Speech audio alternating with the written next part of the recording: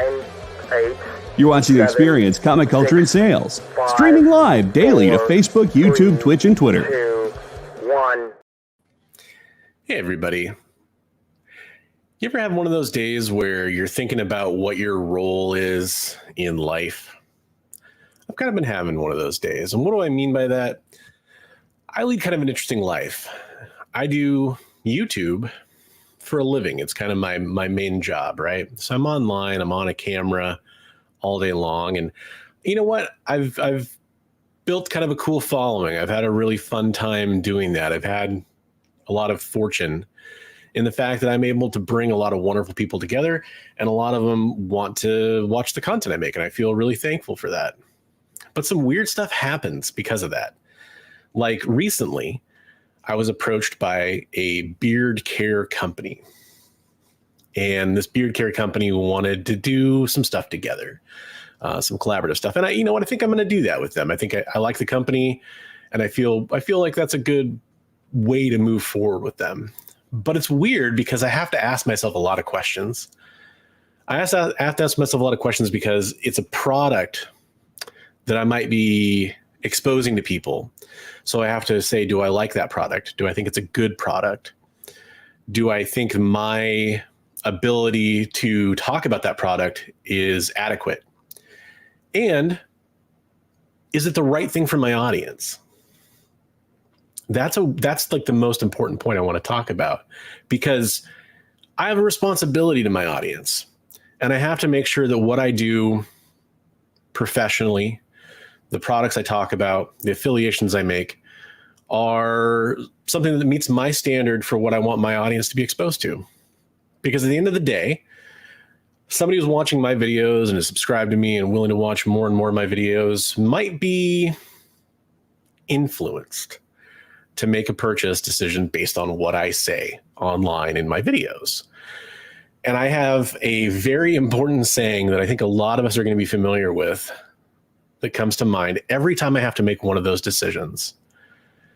And it's, with great power comes great responsibility. And I think that is the most important thing that happens when you're somebody who is labeled an influencer.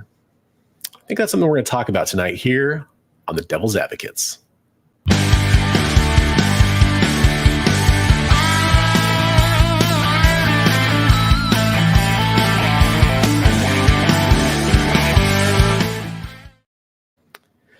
Hey everyone, I am Christopher, aka the Bronze Age Nerd, and I am joined by my co-host, producer Kyle. Kyle, how are you doing tonight?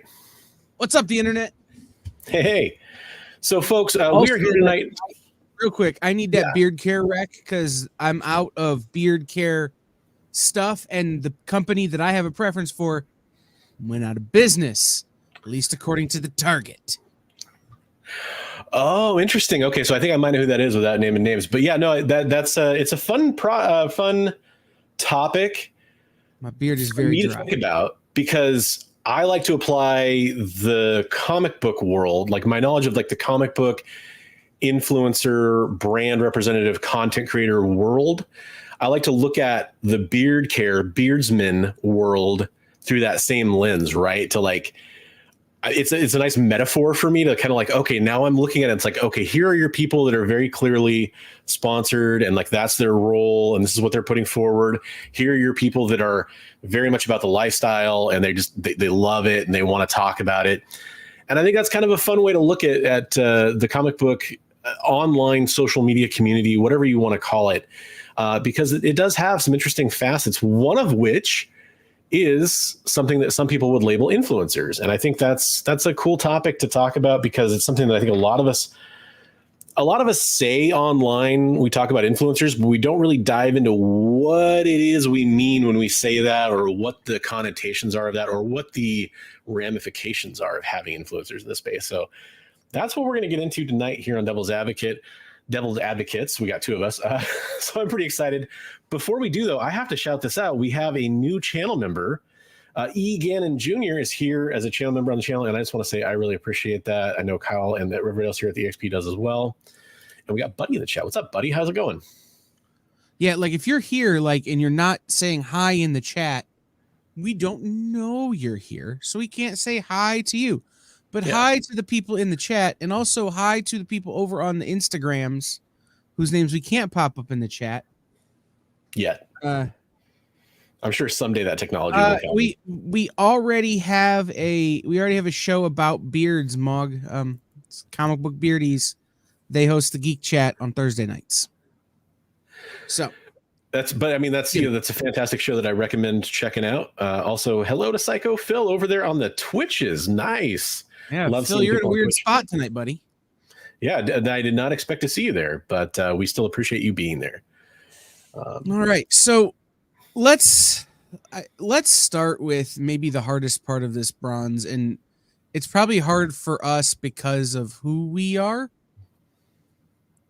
or what we do, which is to say, what's an influencer? Like, I think in order to do this, we have to define our terms. Again, we always have to define our terms, right? Yeah, that's a pretty common trend. It's one of the reasons that I think Kyle and I have a good repertoire online. Like we have a good chemistry, because there's a few things that we think very similarly about. Conversely, there's a few things that we think very differently about. But methodology, how we arrive at things, is something that I think that we have in common when it comes to logic. And one of those things that's very important is definitions. So you're absolutely right. As part of that, at least for my part, I feel like I have to like put up a full disclaimer that, look, I'll be talking about influencers tonight. We're going to get to it in a second, but I don't necessarily consider myself an influencer. I know there are some out there that do consider me an influencer, depending on how they define the term. And I just wanted to say, you know what, full disclaimer, take everything I say with a grain of salt, and feel free to check me on my words if you don't believe what I'm saying. So, right. And I think it's important, by and large, when we talk about influencers in the context of this show, we're talking about, I don't want to say follower count, but follower count, right? We're talking about people who maybe have more followers than us, or who are more capitalistic on that type of content than we are. Like, at the end of the day, if I influence you to buy a comic, great, but like, I'm really just trying to make you aware of comics, right?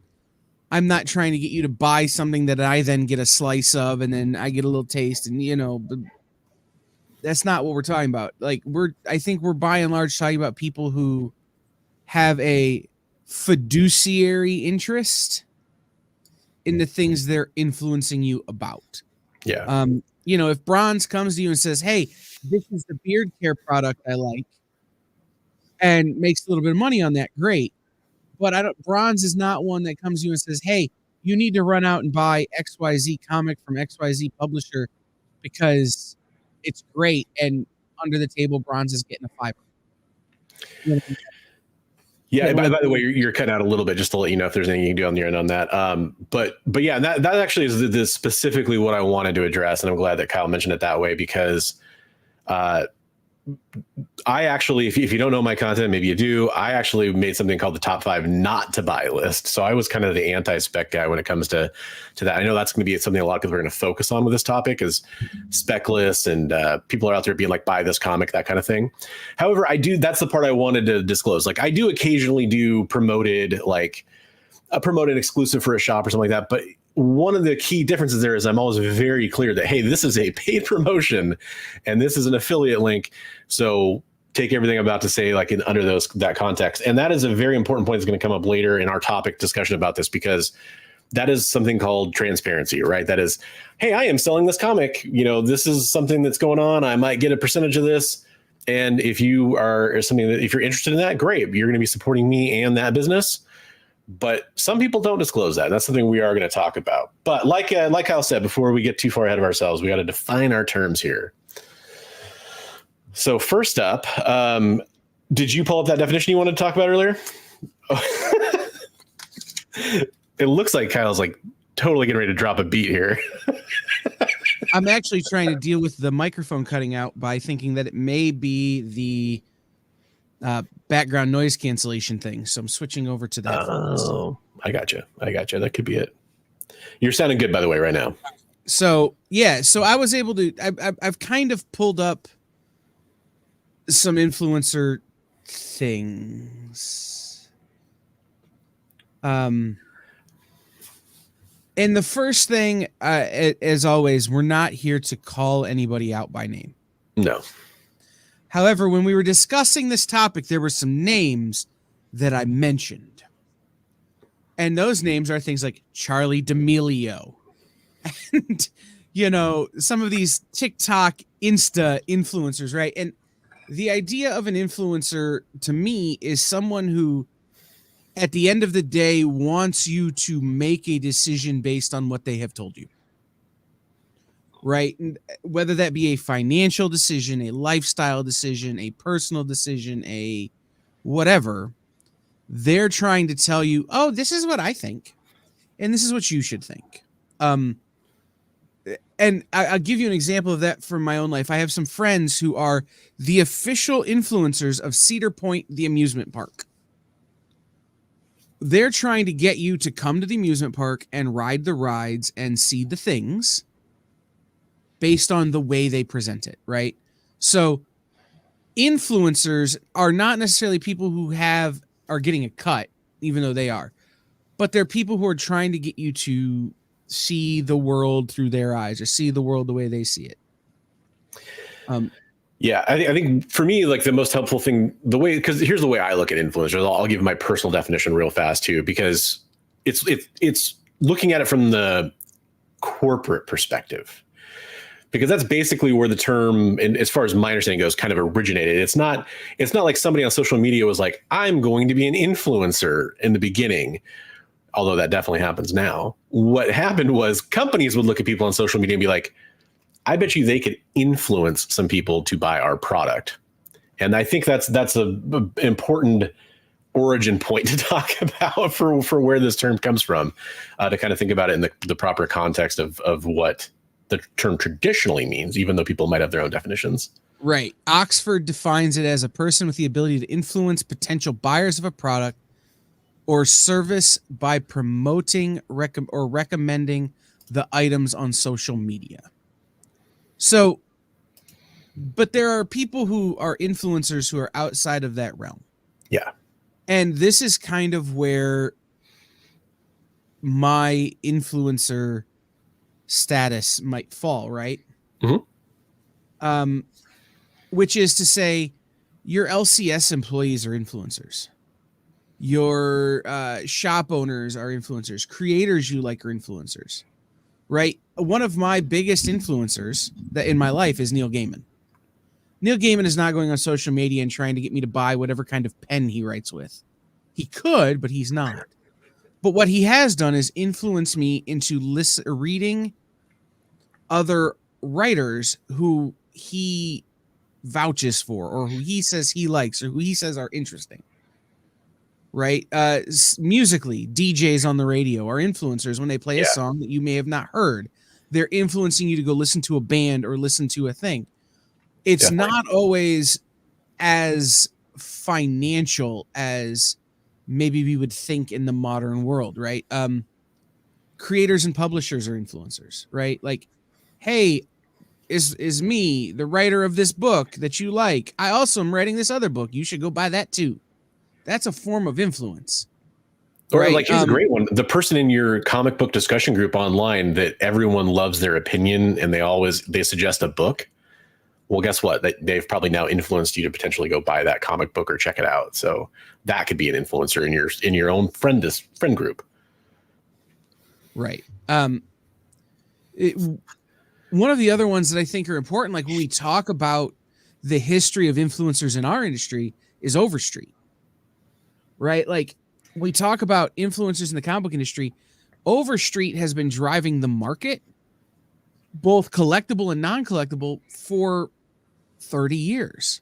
Yeah. Because at some point, Overstreet said, well, these are what books are worth.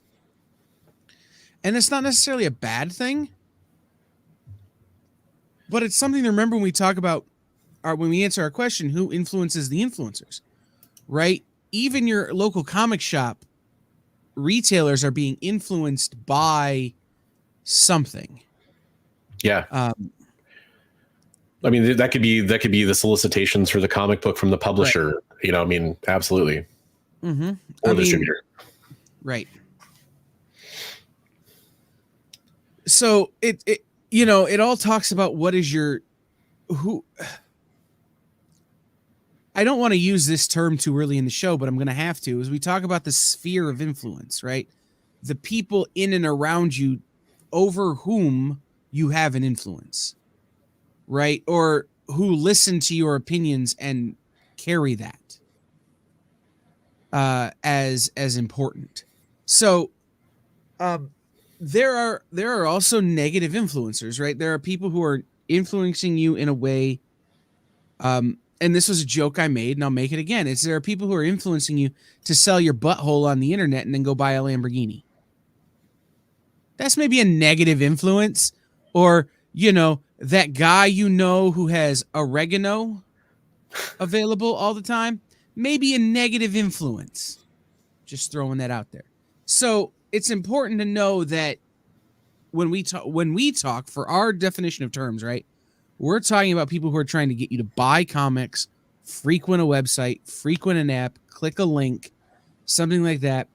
And that at the end of the day, they have a fiduciary or a financial gain from that. Yeah. And again, your LCS guys fall into that because they're trying to sell you comics because that's how they make payroll. So it's not all this sort of taboo internet thing. Sometimes it's real life. So do we want to get into some of the other like industry specific influences here before our first break?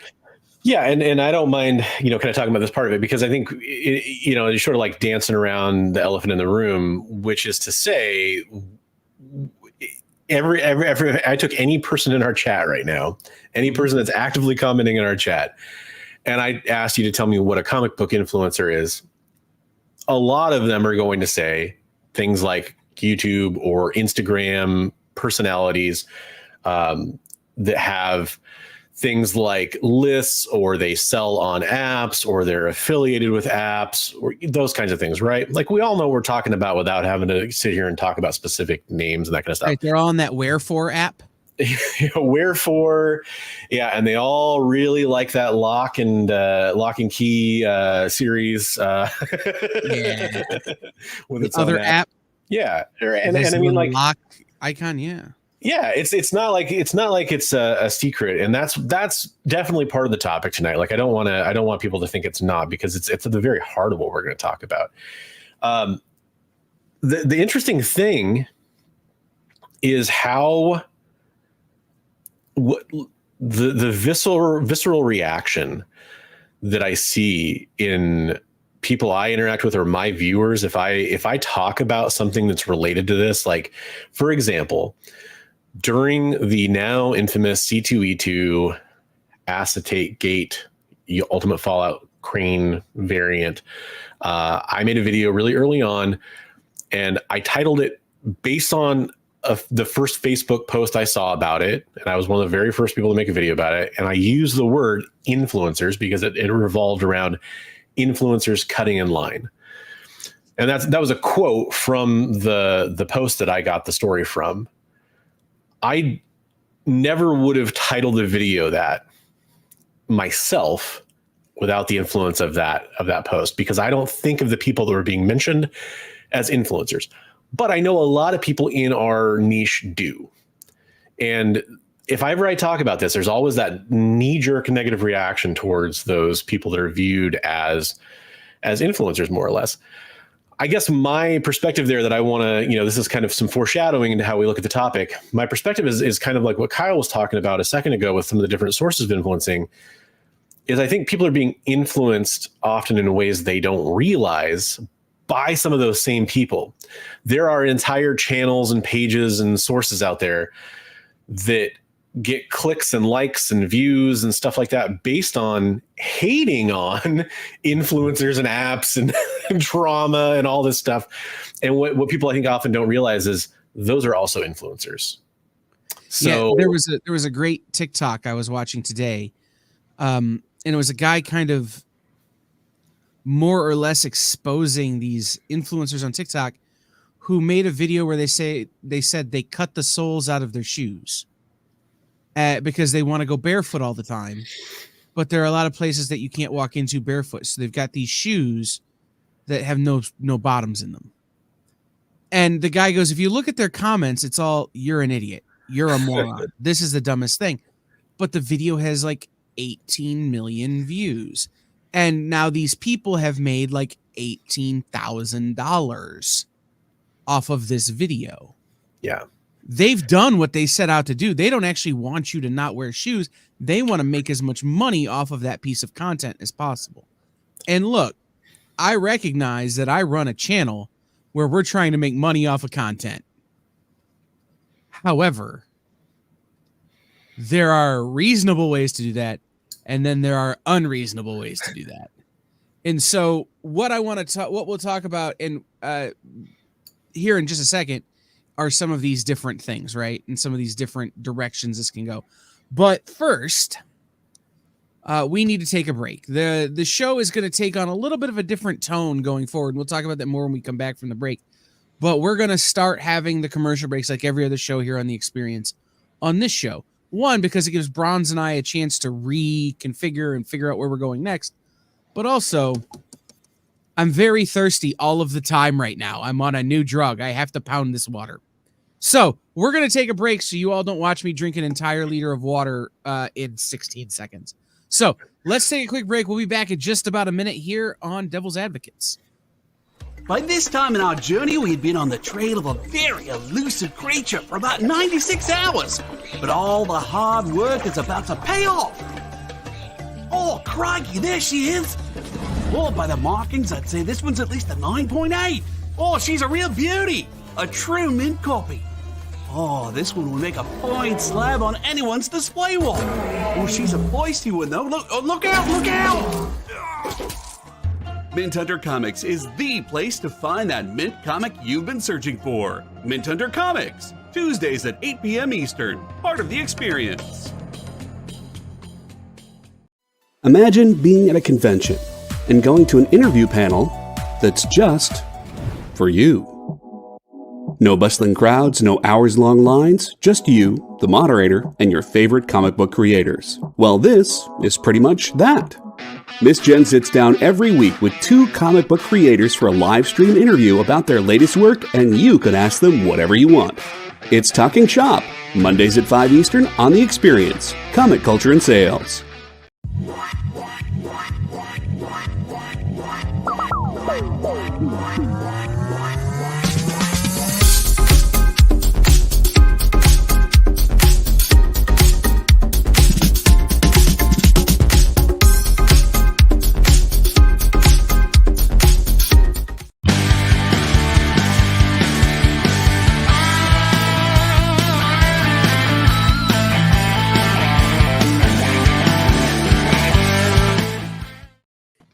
Welcome back in, everybody. I want to mention some things before we dive back in. First, I'm going to influence you to tune in tomorrow at 7 o'clock Eastern time, wherever you are, for Minute to Skim It.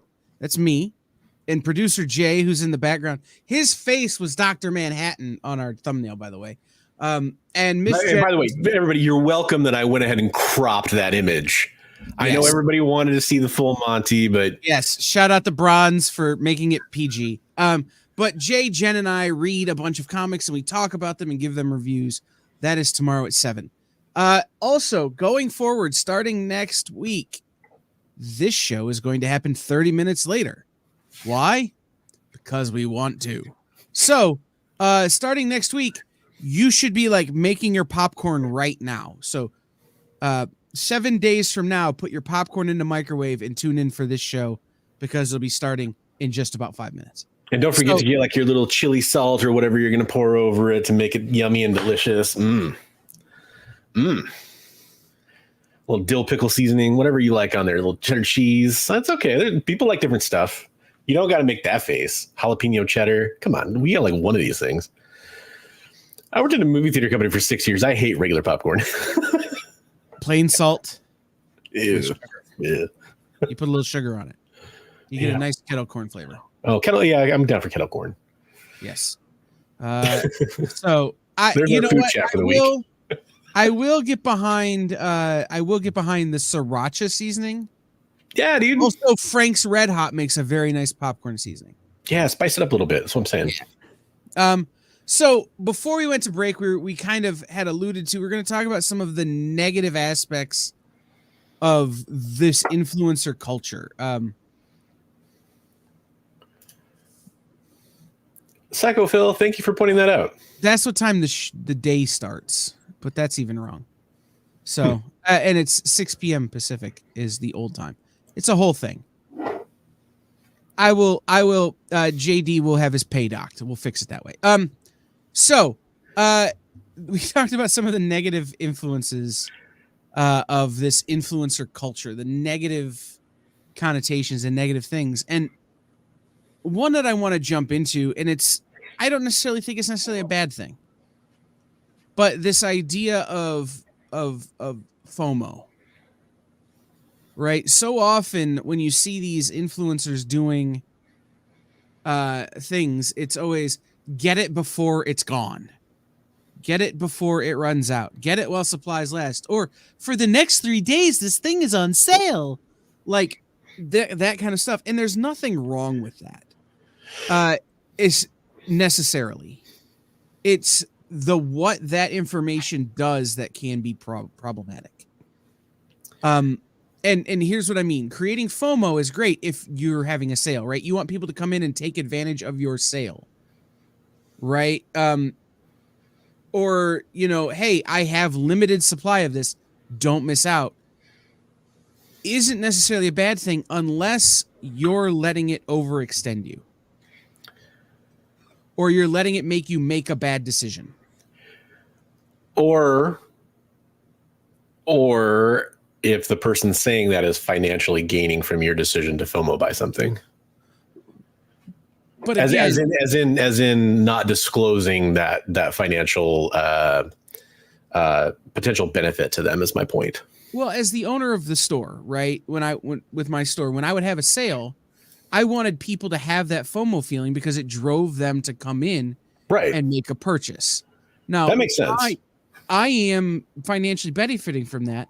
But what I'm not saying is if you don't come in today, this will never happen again. I'm usually saying, hey, this weekend, 25% off this thing, right? Don't miss out on the discount. If you can't afford it, I'm still going to offer. If you can't afford it right now, the thing is still going to be available, right? Unless I sell out. But I'm not saying one-time offer, never to be offered again, creating false scarcity in the FOMO market. 100%. So just to clarify, the point that I'm making is something that I think some people sometimes actually don't realize happens. And I know you do, but maybe we're just thinking about it from two different tracks here. And that is that in the space of influencers, like we were talking about, there is this thing that happens where, like for example, total generic example, you could create a top 5 comics that are going to be hot this week list.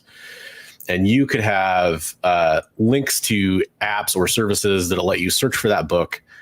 And then your following could all go buy that book. And you could actually be making money off of the links, which are affiliate generated links, as far as a percentage of that purchase then goes to you if you follow it to, like, say, eBay or whatever. And those I use the term links. Those connections are not necessarily disclosed always the way that they should be, in my opinion, even though they're pretty obvious if you take a surface level look at it. A lot of people I've talked to over the last few years talking about comic books and kind of this new wave of speculation that happened over the last few years would go buy those comic books, not realizing that they were putting money in somebody's pocket other than the place they were buying the comic book from. And that's all I'm saying, is there is kind of a disclosure there that often doesn't happen. Right. It's this idea of when we here try to influence you to make a purchase at a local comic shop or to watch a show or do something, we may have a financial interest in that, but we may not. So the idea of disclosing where your interests lie is an important part that we're going to talk about later when we talk about kind of how do you gauge your influencer relations? Yeah. Right. How do you gauge how you see things? And so I want to start off with FOMO because I think it can be the most convoluted part of this, right? For sure. because it's really easy to ask this question. What FOMO comic hit you guys bad and then you were like, damn it, the next day? I can honestly say I've never had that in my life. I've never been angry I bought a book, right? I've been angry that I overpaid for a book, but I am also the kind of guy who doesn't buy books because they might be hot on the spec market or they might be selling for high dollar. I'm always buying it to read it. And if I flip it later, then I flip it later. But I'm always buying to read it. So I can honestly say that's never been a thing for me. Yeah, and I'll say that like I've had that go both ways, where I've had it be something where not the next day or anything like that. I mean, maybe like, you know, because I do buy and sell comic books, not very often really, but I do it in addition to my own personal comic books I'm buying to hold on to forever. And that's happened to me occasionally where I've gotten in on a book because I feel like it's a good decision, because I like a book is hot and you know it's hot and you find it for a really good price, but then you hold on to it for a year or two and then it's worth a fifth of what you actually paid for it at the time. Like I've had that happen. And I've also had the thing happen where, and this is actually for me, the real FOMO, because it's the fear I've learned from, where I've known a book was getting hot and decided not to buy it, even though it's a comic book that I want to own, like actually own me, myself. And 2 years later, that book is now almost unaffordable. Now, some things have changed on a long enough timeline. You'll usually find peaks and valleys on a comic book to where that'll probably mitigate itself. Right. As long as you have the long-term plan in mind. But yeah, I've had it work that way too, and that's really to me where the FOMO can hit, because it's like, I remember that time I missed out on X-Men 1 for a fifth of what it costs today.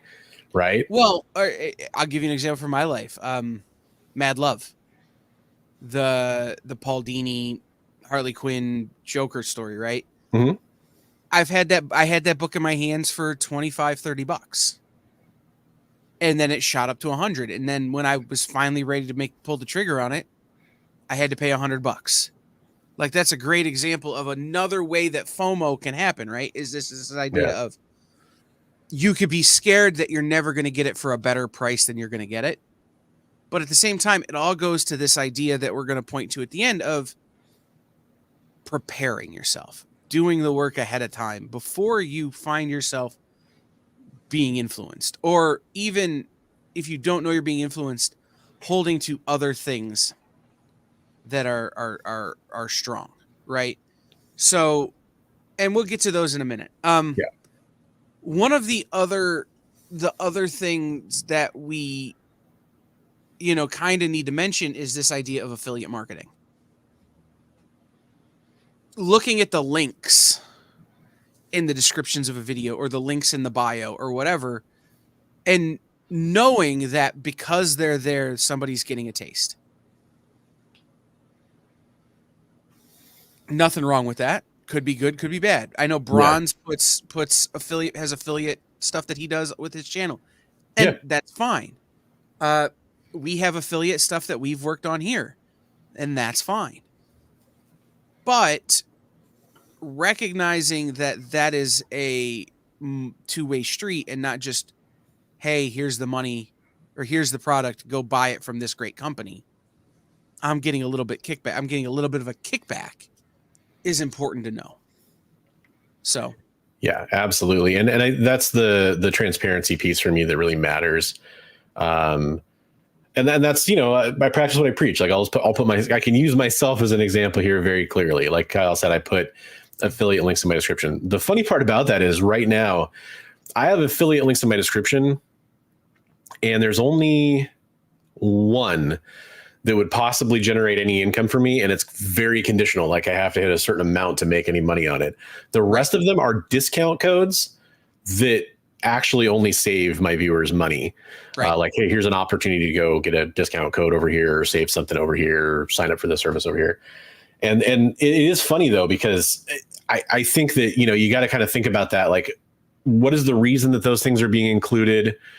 And start to, if you're watching a YouTube video, this is the kind of example I like to think about. Start to think about, call to action. What is a call to action? It's when a talking head tells you, and that brings me to my great point, go check out over here to check out more about this or to learn more. Follow the link in the description above or in the little pop-up window that comes up, right? Following those things, ask yourself, why am I being directed to this source? And if it's a place where you can spend money, I just think it's important to kind of think about that and kind of be aware of it. And more importantly for me, it's like, does that person then mention, by the way, that's an affiliate link? Because I really respect that when that happens. Instead of just blindly sending you somewhere, because it's like, oh, that is interesting, I'm going to go check that out. And then maybe it leads you down a rabbit hole that leads you to, to eBay or whatever. Right. No, and that's exactly it. It's recognizing where the links go and what they're trying to get you to do and doing your own research. I again, if we want to give examples from our own life, I got a Ridge wallet for Christmas. Now, you watch YouTube, and you watch certain types of content, they're advertising Ridge wallets, right? But I try to follow one of those links and I see what the price is. And I'm like, I don't know that that's the best price I can get. So I went out and did my own research to find where the best place to buy this product was and what the best price I could get was. And it's this idea of doing the research before you make the action. Yeah. I've still been influenced by people whose content I like and people whose recommendations I trust. But I went out and I did the research to make sure that when I pulled when I succumb to the FOMO, I'm doing it in the most effective way possible. Yeah, it's funny how often if you do that, like there's certain things that come up in this comic book world where I do want to go check out what's being talked about. And I always pop open a different browser and do my own search. Here's a really good example of how this works. If you know how scam phone calls work, you might get a call saying hey, this is your financial institution. We need to talk to you about this transaction, right? The really good tip you get, and it is a good tip, is to go ahead and not engage with them and say, okay, cool. I'll go ahead and look up the number myself and call that place. And I will, go, if it's Visa or whatever, I'll go get Visa's number and then I'll call them myself and make that own research connection, because then you're talking to the real Visa, not somebody pretending to be Visa. And if you have a problem with your card, Chase, Capital One, whoever it is going to help you out. They're going to be like, oh, yeah, we know what you're talking about, and we're going to help you, right? Same thing applies to when you're doing your own research, right? Go do that link search yourself, because you might find it at a cheaper price. You might find a better discount code, whatever. So that's something to consider for sure. One of the other things to watch out for, and it's easy to kind of fall into this, and this is another one of those pot calling the kettle black situations. But this idea of people who are influencers also being the seller. Mm-hmm. There's a show that Bronze and I have had a lot of conversation, a seller that we've had a lot of conversations about, who influences people to collect in a certain way, to collect a certain version of things that, to my understanding of the way the world works, aren't actually valuable. And I would never see them as having additional value, regardless of what the internet tells me. But this particular seller pushes a certain narrative in terms of the product they're selling. And what they get out of that is they get you to pay an extra $1 or $2 or $5 for a book that might only be worth $5 because of the narrative they're telling you. And so I want you to understand, again, this is that, and we're going to talk about these later, budget research. So important. Because then when a person who is actually providing you a product that they themselves are holding and they themselves are going to ship you and they themselves are providing to you, you know what you're doing. You know what you're in for. You know that the black and white cover version of X comic is worth $6 more than the color version of X comic. Right? You know that across the internet, that's widely accepted to be true. Or that, a great example, the 35-cent variant of a given comic is worth more than the 25-cent cover. Yeah. That's stuff that you can research and see in multiple different locations where those values are replicable. Yeah, and, So and to add on to Kyle's point, it's not just that, that comic's more valuable. And like, that might be true. Like any type of slightly less print run variation of comic, generally there's going to be like a few cents or something more kind of value applied to it, right? Like that's just the way comics work sometimes. But there are some things where it's like the seller, who's then the one who's advertising the product to you, overinflates the numbers. Or here's a term I love that you'll hear from people that are sellers. It's selling for $500 on eBay. Well, what does that mean? Because if I go look at eBay and I do my own search, and this is something that if I see a seller doing this, I automatically tune out from that seller. If I then see, I search X comic black and white, like Kyle was talking about, and I see items listed for buy it now for $500 or starting bid $500. But if I go to click on sold listings and I see it selling for $65 or $100, I am done with that seller, because that is an extremely manipulative way to describe what is happening on one version of the comic book market. Right. And that's the important thing, right? And that it goes back to that research thing of looking stuff up. Yeah. Going back to Overstreet, which is a good influencer, and saying, what is this book listed for in Overstreet? Okay, great. Well, I'll give you an example. And we keep going to these examples, but 35-cent Star Wars #1 variant has always been about $500 more than the regular #1 variant. It just, in my 15 years in the business, that's always been about the reference, about 500. So I can go to Overstreet and say, okay, the 35-cent variant is listed in Overstreet as being $300 more than the regular one. I go over to eBay and I look at sold listings and I see, okay, that's 500. If I can get in that range, then I know I'm well within normal market. Yeah. Right. And that lets me take what the influencer who's trying to sell me the book has to say, run it, give it some qualifications, and then make a determination. And when we talk about, and Reef brought it up, the last sold, look at several, right? No. Oh, I didn't say the last sold. I said filter by sold, right? Which means you like, look, this is a small tangent I'm going to go on for about 45 seconds. Reef, just to let you know, here's how I actually do a series of videos on this where I go back. I make that top 5 not to buy comic book list. What I do is I pretend I bought that comic book at the price it was going at the time that it was on Key Collector or CBSI or any of the hot lists that are out there. And then 6 months later, what I would do is I would do a follow-up video. And a year later, I did another one where I'd go look at the prices on Go Collect, on comicspriceguide.com, eBay sold listings, Overstreet Access. I would go take all those prices into consideration. And that's so you can imagine that when I'm looking at the real value for a comic book, I'm taking all of those things into consideration. Like you could look at GPA, for example, is another really common one, all those places. And that is an important distinction. So I'm glad you brought that up, because that's always something that I recommend, is not just using one source. I wouldn't even just use eBay, because eBay is a shallow reflection of the market as well. It can be very useful. It's more useful than some other sources in a lot of cases because it's a very quick up to the minute data, but you are just getting a snapshot in time because it only goes back so far when you're looking at it. And if you're willing to do the work, there are ways to pool all that data into one output. Yeah. When I was dealing in vintage books every day, I had a way that I had a database that just pulled that data every night and gave me updated price listings every day. It's just if you're willing to do the work, you can.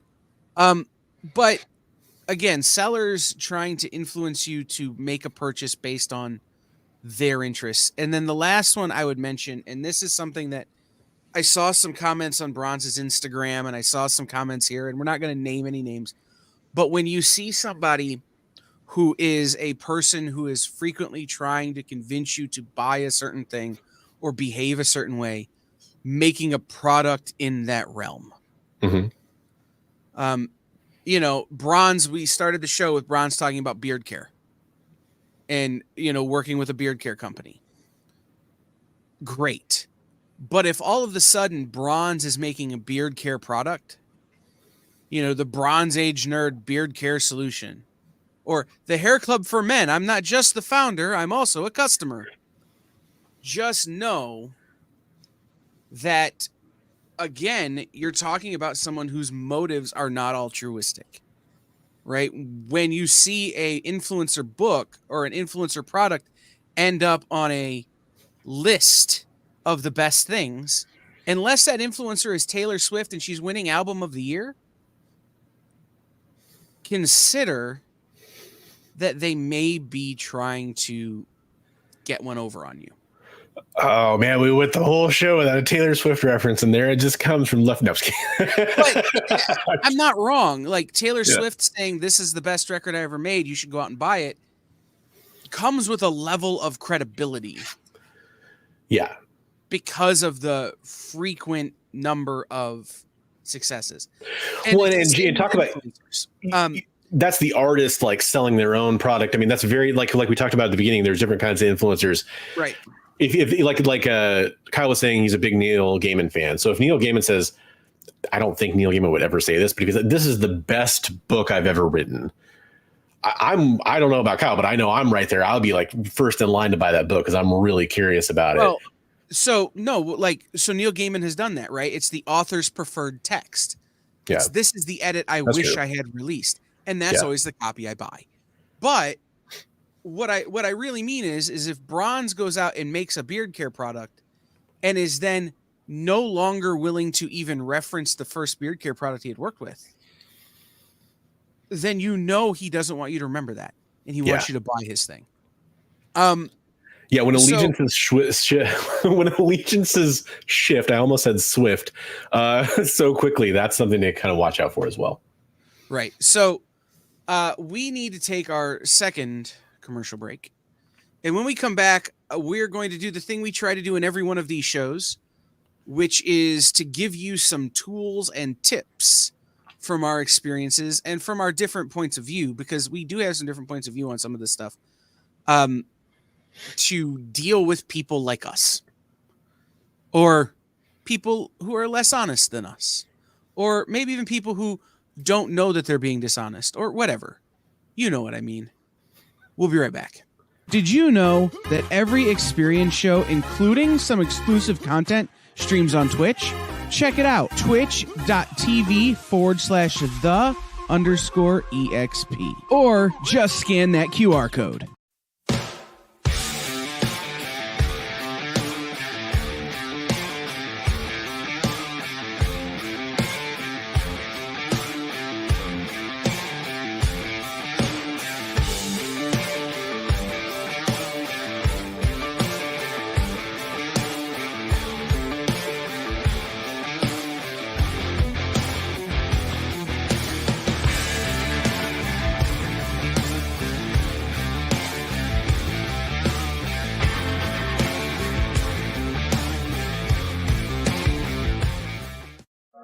Why was Princess Zelda sad after watching a bunch of YouTube videos? She couldn't find the link in the description. We'll stop if you subscribe to our YouTube channel. It's super easy. Click subscribe and click the bell when you do. And thanks for supporting the EXP.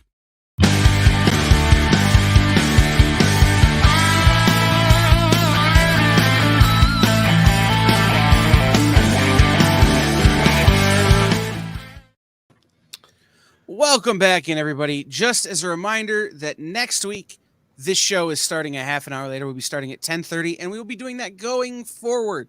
You may also see some other format changes, but that's just as Bronze and I try to make this thing a little more copacetic to what we both want to have happen here. So I would love to influence you to watch us at 7:30 next week, or 10:30 if you're on the East Coast, or sometime in between if you're in between.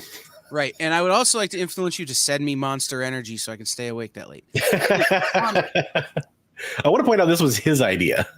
It was, only because I liked it. Analytics. Yeah, there we go. So we always try and end these shows with some recs for you. And there are some comments we need to get to that we haven't really mentioned, but that's because some of them have a lot to do with what we're going to be talking about. So we'll come back to them in a second. This idea of we made it the thumbnail and we made it the social media post. Watching who you watch, who watches the watchers, right? So knowing who your influences are influenced by is hugely important in understanding how they're trying to influence you. Yeah. And you know, we've danced around it, but like Key Collector is a huge influence on the entirety of the comic book industry. It's an unavoidable, whether you like them or not, it's an unavoidable reality right now. Until something comes along that somehow usurps that, then we can't really talk about another app or service having that kind of influence. But when you see guys who are parroting the lists from there, or parroting the list from CBSI, or parroting the list from wherever. Shout out to House of Stein, by the way, who was the original, not the primary CBSI guy. That's also a list that's out there. I want to give that one a mention too. Oh yeah, absolutely. But then when you see in the description a link that says, "Hey, sign up and buy Key Collector here," that's your first kind of, you know, red flag, right? Something to be watching for. Yeah, I mean, and that's I'm sorry, I really have to make that a fine point. Something to watch out for, because you might think that's awesome because you love using Key Collector, and that's fine. I don't have any thought to say on that one way or the other. But it is something you should be aware of, because it probably does have connotations, just as if they were affiliated with CBSI or other marketplaces. For years, Comics Price Guide. Like, I worked with Comics Price Guide, and so I told everybody Comics Price Guide. There's a bunch of different references, and I use Key Collector as an example because it is such a driving force in the online social media live streaming community, right? Reef says there's a lot of OGs. Yeah, I don't use it. I won't use it. Like, but you know, there are others that I do use. So just saying, like, if I don't disclose that, then me trying to influence you to go over there is not serving you properly, is all I'm saying. Not to dance around the other part of it, and just to, again, just take it to a generic example, those groups and organizations that person might be affiliated with, it comes back to this idea of who influences the influencers, because you go back to a fact that there is a financial interest involved there usually. And so again, that's not necessarily a problem, but it's just something that I hope that everybody is aware of when they're watching content that ultimately is leading to certain sources. And again, it's not just Key Collector, it's a lot of other places too. Right. Because if you're like, let's say like Kyle's example about the LCS, if I want to go support my LCS, then the fact that they're trying to influence me to buy something is potentially a positive factor, or potentially an insignificant factor. However, if they're trying to make me buy comic books at Acme comic book retailer that doesn't exist but I don't like, oh, hey, maybe that's something I should be really aware of now all of a sudden. Right. Disclosure is the key here, right? I'm disclosing my sources. Yeah. When I report the news, which I don't do very often anymore, but I used to, it's important to disclose who your sources were. Sources inside the organization. Sources inside the police department. I don't have to name names, but I have to say this is where I got my data. So that when you have data that's different than mine. You just became really quiet and a little warbled. Kind of, yeah. So just letting you know. Better now? Yeah, better. Yeah. I saw my internet drop for a second. Oh, that makes sense. It sounds like when a cell phone call is about to drop, kind of. Yeah, no. It's the disclosure matters, because then you can compare my data to your data. Right? To the things you know, to the things I'm telling you. But also it's... Yeah, agreed, Reeve. One of the other rules that I would list for this kind of influencer thing is don't stand too close to crazy. know who you're getting into business with or know who your associations are. Before Bronze and I started doing the show, Nick goes, hey, you might like to work with this guy, Bronze Age Nerd. And I already knew his content because I had watched his channel. But like we had a long conversation to make sure that we could jive here, you know, that we would work together.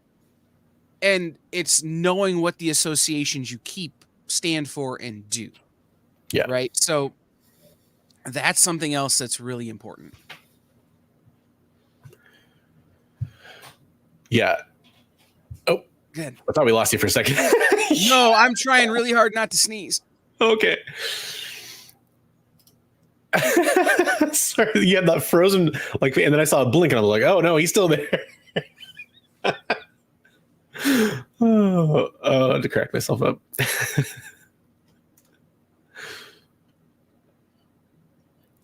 Okay, I'm back. I'm good. I didn't sneeze. I don't know why I found that so funny, but I guess that's a stream thing. Like you've been on so many streams where it's like you're talking to somebody and then like you think they're listening intently and then you realize they're frozen. Oh, bro, every time. So let's talk about some things that people should start thinking about.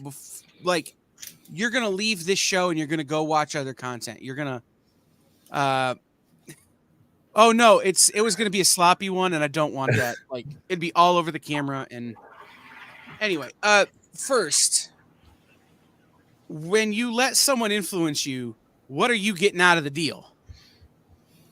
Right? What benefit is it bringing you? Is it bringing you knowledge? Is it bringing you things you already want? Is it bringing you, you know, just a good community, right? Like so much of what we do here is about community building and not necessarily about if you convert and you make a sale on one or you make a purchase on one of or a claim on one of our shows, great. You go to one of the LCSs we talk to all the time, great. Whatever. Like we're just trying to build a community around comic books. Right. And with that comes some influence. Like, does it align with your values? Like for like supporting the LCS, like maybe that's a win-win for you because that's what you want to do with your money anyway. Right. Money, budget, and then research, budget, and then research, budget, and then research. Right. The big thing about comic collecting, and it's why I can say I've never been burned by a FOMO book. Yeah, exactly. I mean, that's what we're talking when we talked about doing your research earlier. This is one of the things we're kind of getting to at this point. So I'm really glad you mentioned that, Dan, because you know, to kind of address the next point here, it's when we say budget and research, you know, just to dive into that just for a little bit here. Part of the reason I say budget is it's something that comes back to me all the time because it helps fight FOMO. Right. And it's something like I recommend doing this if you're the kind of collector that thinks this sounds good. I recommend doing this. But at the start of the new year or whenever you want, your birthday, whatever it is, create a list of comic books that you might want to go out and seek over the next year. If that's the kind of collector you are. Some people are only collecting new comic books and that's not the way they're going to collect. Right. But if you're looking at the vintage stuff, instead of being influenced by what's hot on the market, or, you know, the darling of the week that's popped up on some lists, think about what you want. Like, what do you want your collection to look like at the end of the year? And try to work towards that goal. And the one way you do that is with a budget. And so that helps prevent you from buying into FOMO because you're like, well, I've got my $100 set aside for this comic book I've been wanting to buy for the last 6 months. I'm not going to go blow it on this comic book that I just heard about that I'm told is the next big thing. And then 2 months later, it's worth a third of that or something. Right. For me, what I do is I have a list. I have a running list that I don't reset it every year like Bronze is suggesting. My list is pretty static. Yeah. And the first 10 books on my list of 20, and by the way, it's limited at 20, are the 10 books that I will buy every time I have the opportunity to buy them, so long as they're within market. There you go. So it's, you know, TMNT 1. You know, major Spider-Man keys are on there. There's a few of them. Some of these books that are just every time I see them, if they're within market, I get them. Yeah. But there's a second part to that. The second 10 books are things that I'm hunting to fill my collection. So for instance, I'm hunting a Fantastic Four number 45 because I had sold my Fantastic Four number 45 to pay for something else, and I sold it to a collector who needed it. Now I need one. Okay, great. So I have to know what market is on that book, but the real caveat to this is the budget. My comic book budget resets every month. So if I go out and spend $5,000 on a comic and my comic book budget was only $5,000 for the month, I can't buy another comic outside of my pull list. Like, I always pick up my pull list, but I can't go hunting for anything else. And $5,000 is way more than my comic book budget every month. I was going to say, man, when nice. I want to spend that kind of money, I got to go get a loan. Like, you know, when an AF-15 or something that's on the list comes up and it's, you know, oh crap, this is something I might actually be able to pursue, I've got to find the money somehow. Yeah.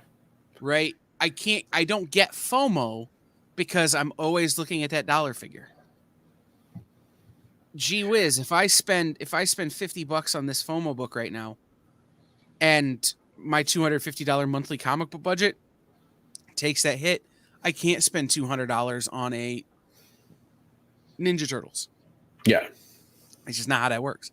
So see, like, he has a plan, and that plan is going to help prevent him from buying into that flavor of the week thing that happens. And that so much of what I see online, and this is something we were going to kind of get to, and this is, I think, a really great point to bring up here at the end of the show, is a lot of what is happening with influencers is this more subtle idea in my mind of like what happens on social media for a lot of people.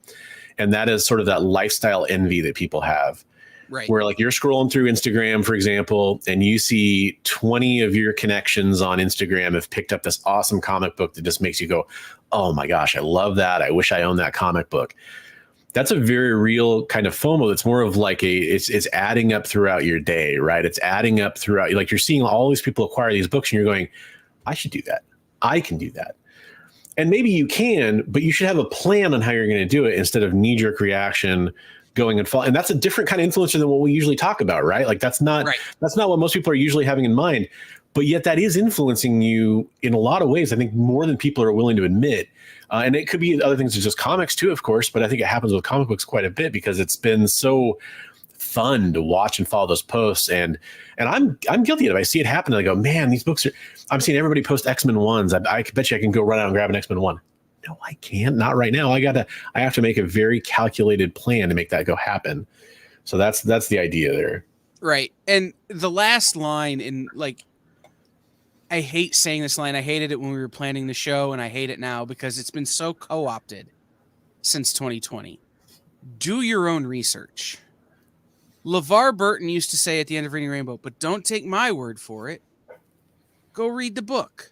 Yeah. You know, like, it's this idea of just because I'm a guy with a camera and a microphone and an internet connection does not make me an expert. There are things about which I'm an expert because of life and these things that I've, you know, and learning and education or whatever. But it doesn't make me the end all beat all of the knowledge. So go out and do some research. You know, if I tell you the first appearance of Spider-Man was Amazing Fantasy 14, don't just go buy Amazing Fantasy 14. Go online and look it up, and you'll see that I'm wrong. Right? And then you know not to fall into my trap. Reef, that's a conversation for another day, buddy. Yeah, you could stay tuned on my channel, and that's something I will be talking about pretty soon because I have it prepared. I just did my recap of stuff I bought last year, and I think that's the kind of fun stuff to share on social media because you're talking more about the methodology and the ideas than you are necessarily about the books, right? Because a lot of people are going to get value from like, how am I choosing those books and having that conversation than they are on here's the books actually are, right? Because that almost kind of comes across as like a to buy list, right? Right. I can tell you what my number one is this year, and not this year, going forward. It's San Diego Comics Presents number 3. First appearance of Hellboy. First sketch. Yeah, that's a good book. Yeah, and it's hard to find. And guess what? I also have a rule so I don't get FOMO. I have to find it in the wild. I can't just go on eBay and type it in and be like, I'm gonna buy it now. I like that. Right? I've got to come across it, or I've got to find a dealer who has one and make a deal. So I'll give Reef a little teaser here. Mine is X-Men 12 currently, but it might change between now and the time I make that video. Right. Number 2, just because it's Panda Kun number 1. First appearance of Asagi Jimbo. Yeah, a couple good books. Yeah, but again, those are I've FOMO proofed myself on those books, right? I have to find them in the wild. I have a very specific budget. I have a very specific process by which I will buy them. Yeah. It's just how it goes. So it works out for me. I could see that my lips are not exactly matching my words. No, you like tapped your mic at one point. I don't know if that was really what did it, but ever since then, that kind of there's been like a little bit of a sync. No, it's T-Mobile. So I know. We're gonna wrap up because Bronze has other things to do, and I'm gonna fall asleep sitting in my chair. But first of all, I want to leave you guys with this: don't be influenced by me. And what I mean by that is, if I tell you something, go look it up yourself. And like LeVar Burton says, don't take my word for it. But then tune into other shows here on The Experience. Everybody here has a different presentation style. Everybody here has a different idea. Everybody here has a different take. Yeah. I will tell you that everybody who's here has been vetted before they got here. They're not on this channel if I don't trust the work they're doing. And with that being said, there is a new show starting at 11 a.m. Thursday morning, 11 a.m. Eastern time. Reef,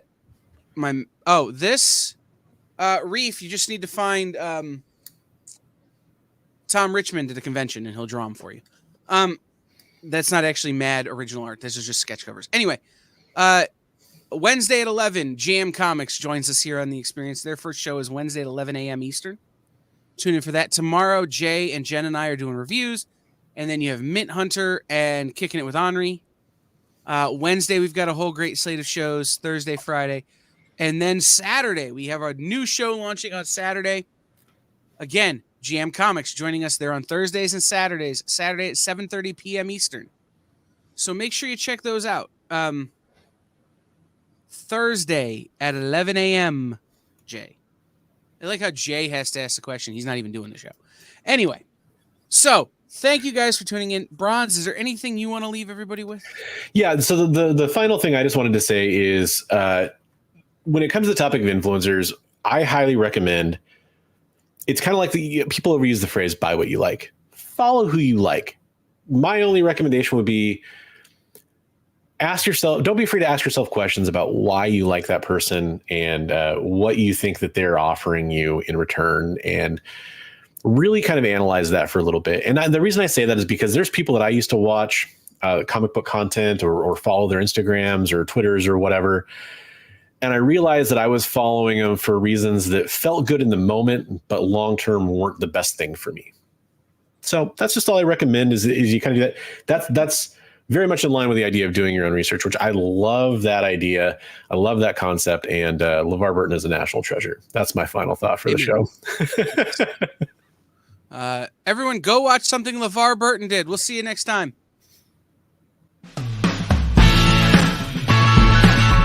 Join the party. Head over to our Linktree to find all the links for everywhere The Experience is all the time.